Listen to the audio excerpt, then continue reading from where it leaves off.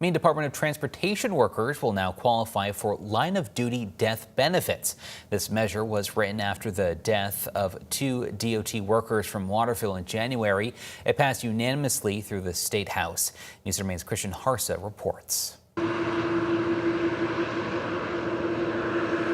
When you're driving down the highway, it's easy to let the speed climb and your focus drift. You just kind of remember the sound of it, and you just close your eyes and wait for it to be done. Mike Robinson and his colleague at the Maine Turnpike, Dylan Doobie, have both been hit working on the job. Twice. Once. Now you hear the rumble strip or the sounds, and it makes you cringe. It makes you really pay attention to what's going on. Their counterparts at the Department of Transportation, James Brown and Dwayne Campbell, weren't so lucky. They died on the job in early January. When they died, their families were not eligible for line-of-duty death benefits. Now with the signing of LD 669 into law, Brown and Campbell's families will get that payment.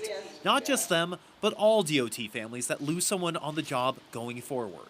But the most dangerous thing I do, and I do it a lot less than I used to, is being on the side of the road with drivers. Maine DOT Commissioner Dale Dowdy celebrates the inclusion of his workers, but he says it's up to the drivers to prevent those benefits from being needed in the first place. What would happen to your family if you didn't show up tonight?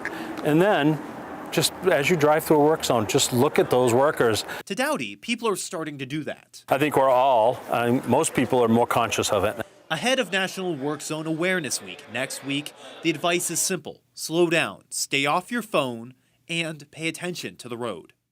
We all want to go home at the end of the day. We shouldn't have to be scared every time we turn around and hear that rumble strip. Now, Turnpike workers are not included in this expansion. They have their own life insurance system. The Campbell and Brown families will receive the $118,000 benefit 90 days from now when this bill officially becomes law.